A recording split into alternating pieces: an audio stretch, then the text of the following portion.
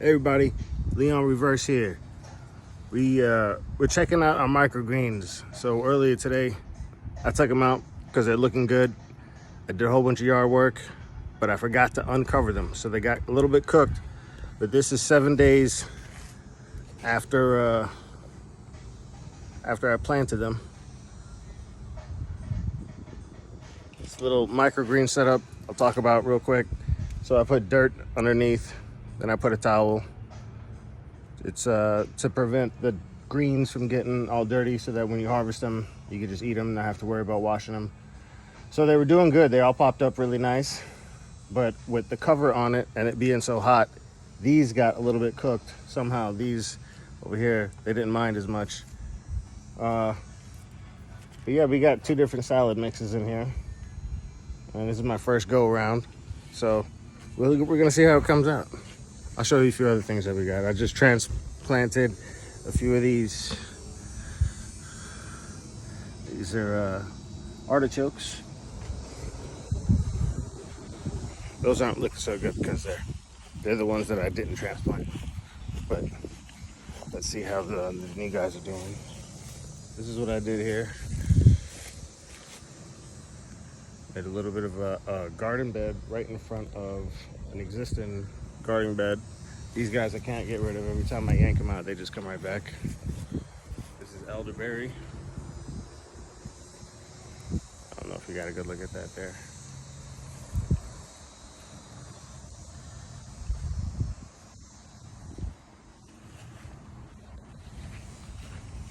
All right. Here it is here. So this is the elderberry, or elder bush, I should say. I always call it elderberry because the reason why I have it is for the berries. The elderberries from the elder bush, elder plant, whatever. There we go. We got little seedlings popping up. Those are melons. I had a mixture of cantaloupe and honeydew, and I threw it out there, so we'll see which is which when they give fruit. Over here I have, okay, so this is purslane, and growing in the middle here, the most common name for this is Cure for All. It's been a medicinal drug for so many years from so many different people that the most common name is just Cure for All. It's really good for respiratory. They do a lot of teas with it. It tastes pretty good. It has interesting smell and flavor to it. We have tomato and basil growing together. I just threw in some garlic chives. So this is something I'm trying out that I've had a lot of people on YouTube say that it's the best thing to do, is companion planting. So we're gonna have marigolds, zinnias, basil, garlic, and tomato all growing together, hopefully happily.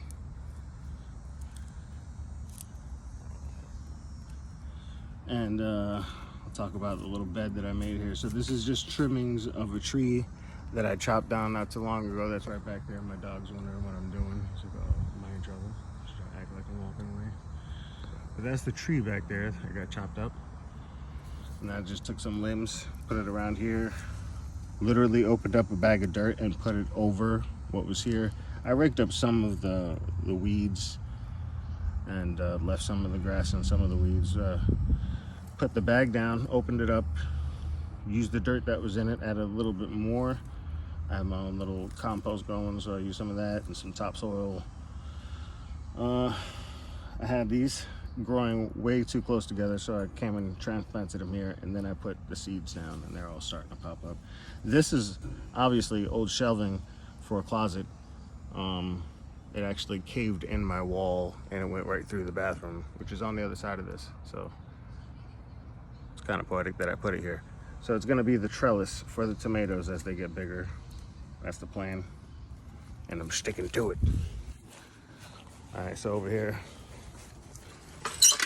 we have, oh, fence opens this way.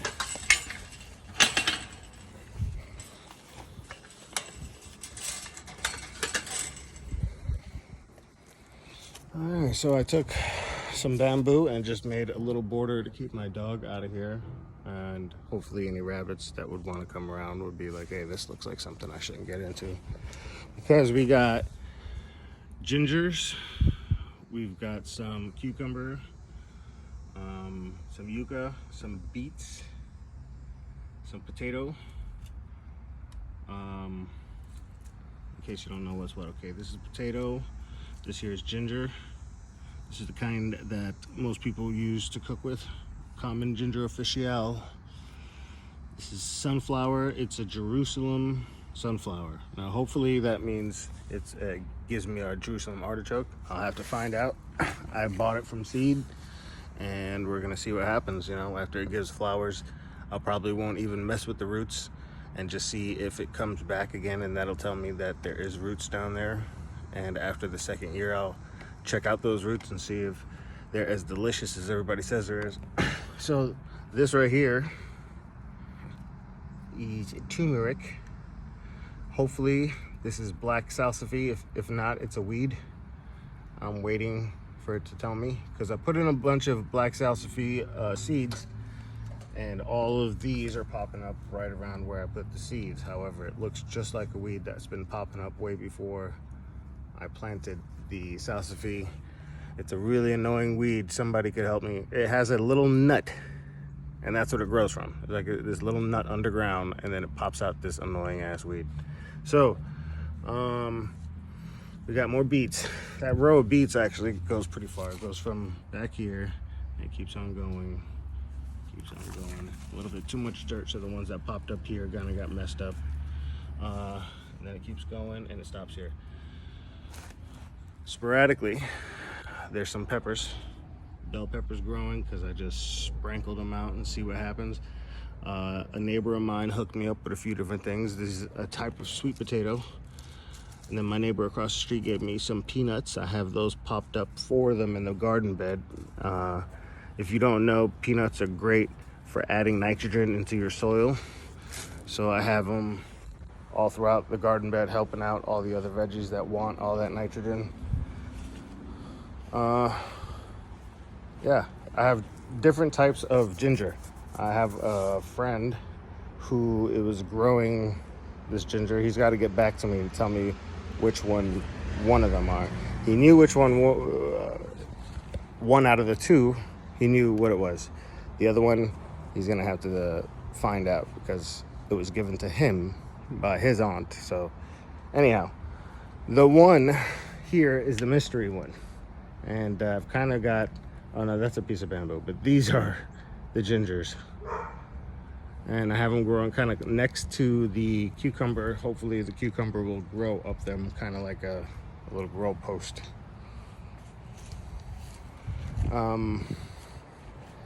Yeah, so the other one though is related to kudzu ginger, Japanese ginger, but it gets very big. I just started those. They're right here. This one, I have one on each fence, so we'll see what happens. This here is a weed that's been growing and I'm leaving alone because it has an interesting smell. I don't know what it is, catnip, I don't know. If somebody could help me out there, I'd appreciate that. It smells kind of like, I've smelled catnip before, and it kind of what it smells like. Right here, right here, right there. So yeah, and then I have some more melon seeds. We'll see which is which. There's another piece of sweet potato. Peanut, some more cucumber. It's not growing up this bamboo like I wanted to. Come on, cooperate with me here. Grab a hold of this.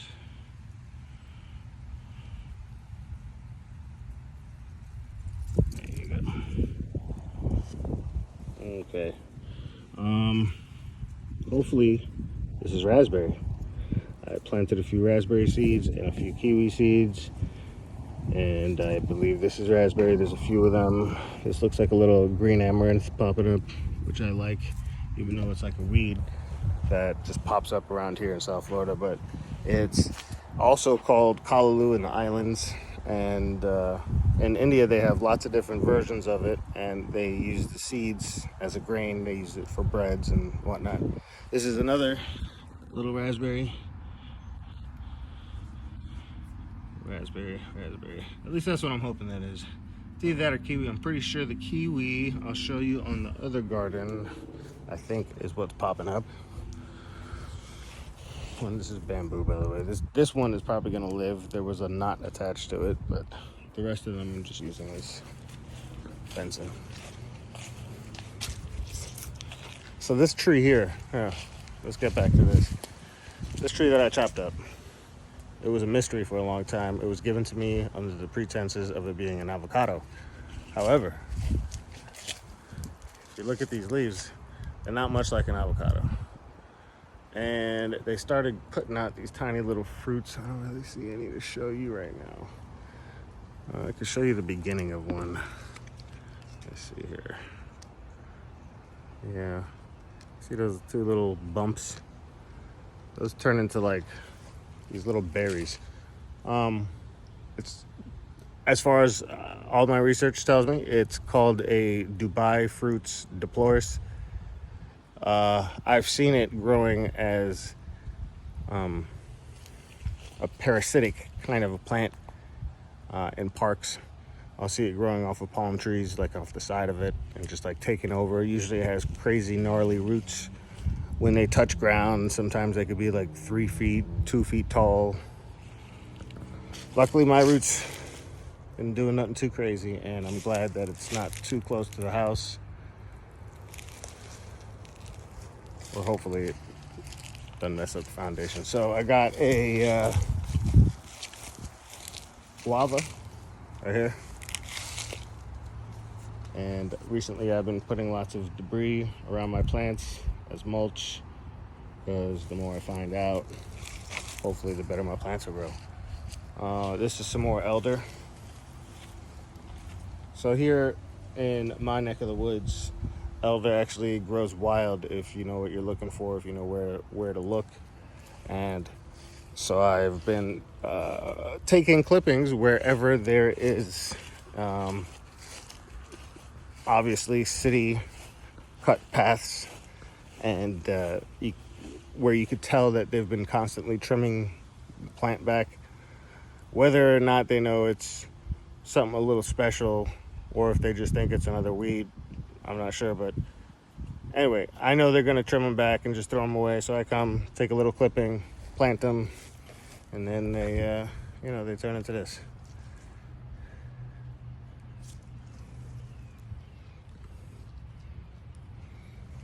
Now, it probably won't be till next year that these give me any kind of berries, since it was planted this year as a clipping. Now, if you were growing it from seed, you'd have to wait years, a few years. Not even sure how many, probably 3 or 4. But the clippings,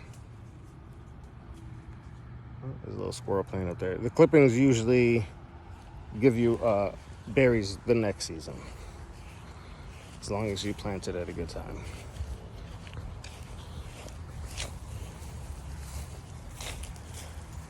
And we got a little miniature pomegranate. It has never done much, but it does constantly give me little pomegranates. And the wasps seem to like it. Pollinators are always a good thing. So we got some bananas. They're almost ready.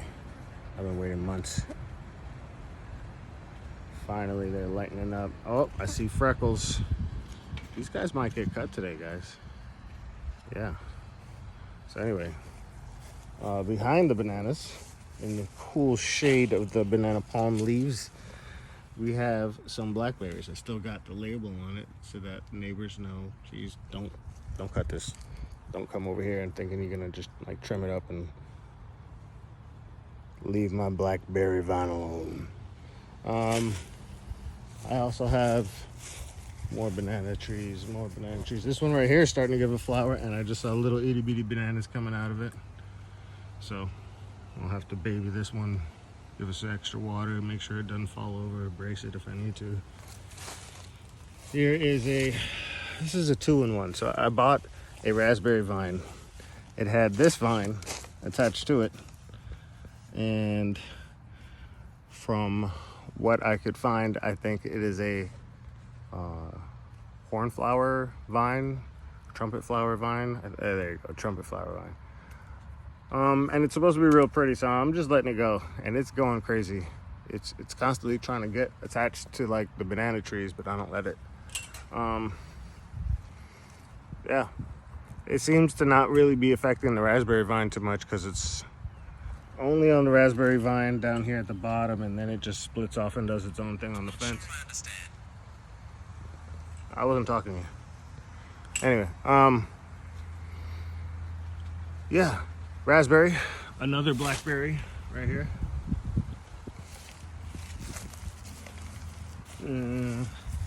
I got some elderberry mixed along the fence everywhere I can. It looks like something's messing with this raspberry over here.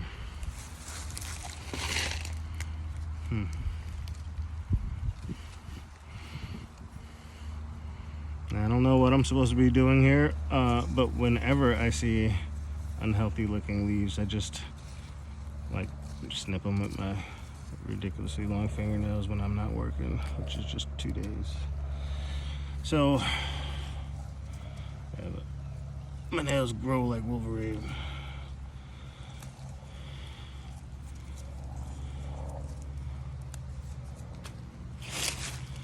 Elder, this right here was you know, it's great getting to know the people around you who are like-minded when it comes to gardening, because they often will give you little clippings or advice or both, and such is the case in this one. I got a little clipping of a cranberry hibiscus. It's been doing pretty good. This one actually took root first because, oh, there's little flowers I see. Is that what is that? Oh my goodness. All right, anyway. He gave me a long clipping. It was a 3-foot piece of a branch, and it was arching. So I just cut it into about 3 pieces. Maybe it was more like 2. Yeah. Cut it into 2 pieces, and then I used a few of the branches that was growing off of it as a new pot full of smaller size plants. And I have the other half of this piece over here. So, while I'm in this corner, the rest of the trimmings of the tree that I chopped down, instead of putting it out by the curb for the city to come and get it, wasting lots of resources, I have a pile. I made a frame first from the larger logs, and then I started placing all of the smaller stuff on top, and the leafiest on the very top. Yeah, supposedly if I throw some dirt on there in about a year, it'll all turn into dirt, more or less. So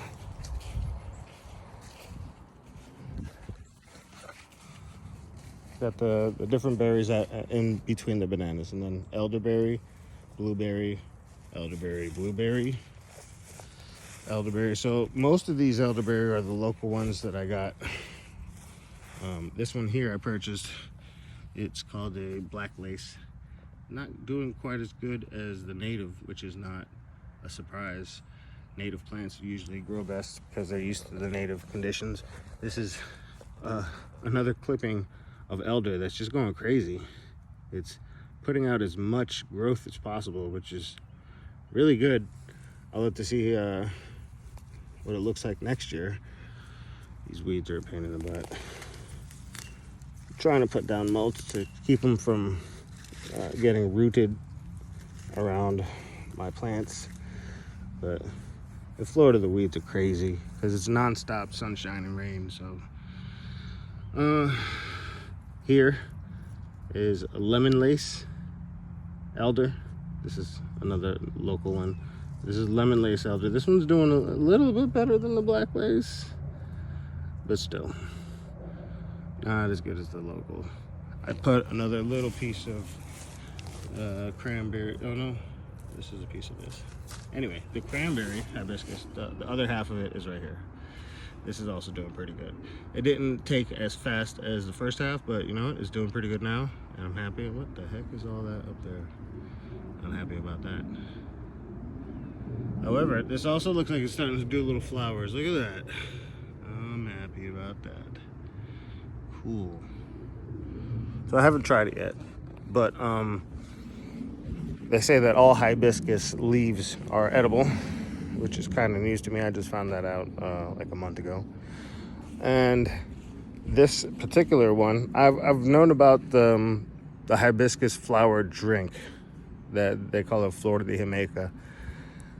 My aunt first made it for me in Texas, and then when I got back, I realized that all my Jamaican friends already knew about it. I just never had it. Anyway, so I've known about that, but I did not realize that the leaves are edible. And this leaf, I guess, has the best taste. It's a bit tangy, citrusy, like sour. And it also gives some of its red color when you make a drink out of it or a tea or whatever. Hence the name cranberry hibiscus.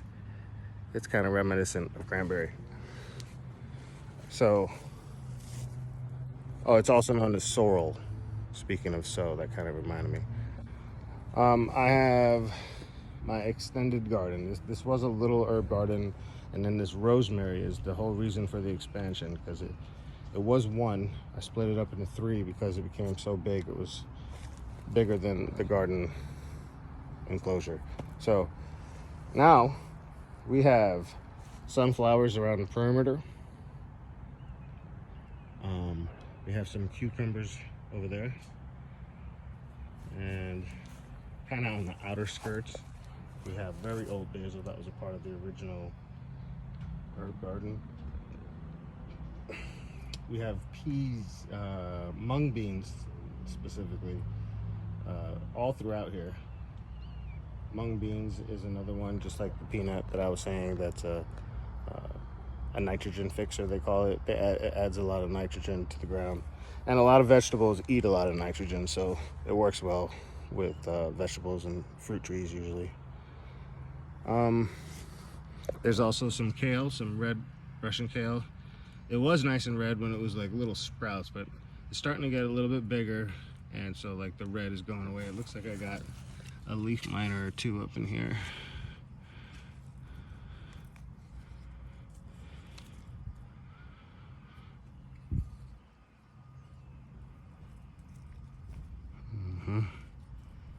Anyway, so yeah, I do a lot of polyculture. You know, now that I know the different methods, that's definitely what I've always liked to do.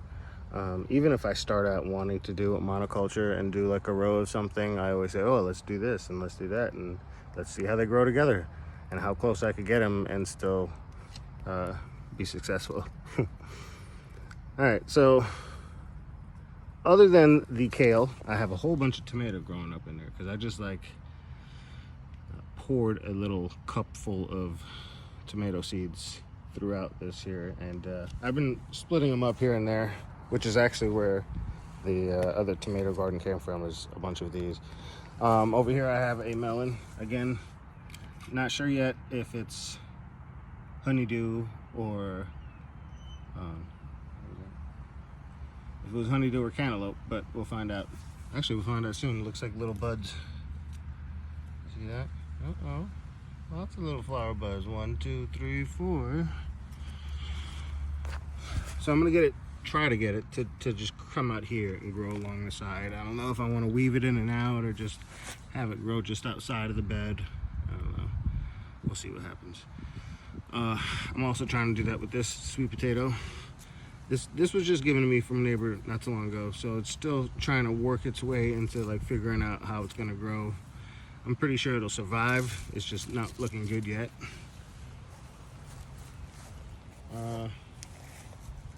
Green onion. So I'll show you a few garden hacks here and there when I do little recordings, but green onion is definitely the best one because whenever you go to the store, usually you're going to buy green onions that has roots on it, because that's usually how they sell them. You don't usually eat the roots, so you chop it down to the white.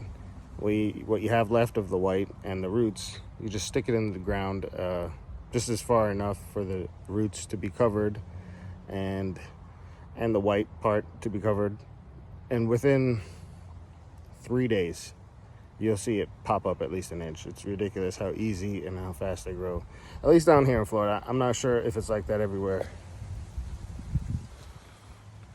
Not sure if it's like that everywhere, but here it just pops up like crazy. So yeah, bell pepper.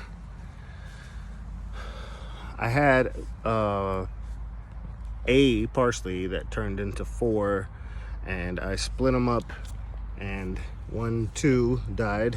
This one's okay, and there was a third one, a fourth one that also died. So back to 1 parsley, but I'm okay with that because it looks like it's gonna grow nice and strong, and it might even make more, just like the first one did. I have an herb a lot of people are not familiar with. It's called culantro. Grab some right here, right there. This is culantro. It has a very similar taste and smell to cilantro, but it's very much stronger, and it's way hardier, way easier to grow, at least here in Florida. Again, disclaimer, I haven't gardened it anywhere else, but here it just grows and grows. I grew it such a long time ago, and now it just pops up in my grass like weeds, because if you let it grow to flower, which is no problem, unlike a lot of other herbs that you cannot let to grow bolt and grow flowers and seeds, this is fine. It'll not only spread its seeds like crazy, but the flower that gives the seeds then acts kind of like a plant itself. And if that branch is arching enough, that flower will just start growing roots and act like a new plant. So it's very prolific. It grows in lots of different ways. I even believe that it multiplies like tubers. So whenever it flowers, it also sprouts up a new plant next to it. So a lot easier to grow than cilantro, and a lot harder to kill, because now when I cut my grass, it smells like I'm making salsa. I love it. I get hungry. So all those, this is, again, that's the culantro. See, this is another one growing, probably from the flower that was hanging off of this not too long ago. Oh, see, dead flower. That's probably one of these. It had many flowers, if you can see, and how it has like little leaves. And if these are in the right position, those leaves will just make roots and start growing like a new plant, which I think is what happened here. We have another one there. We have another bigger one that looks like it also had flowers recently. So, dill. There's dill back there. Dill's another thing that in Florida grows wild. Any lot, usually it's more of open fields and lots that you'll find them. Not so much the densely grown wooded areas. But there's very cool things that you'll find in those areas too. I can show you on another recording. So that's about it. I'm gonna wrap it up. See you guys next time.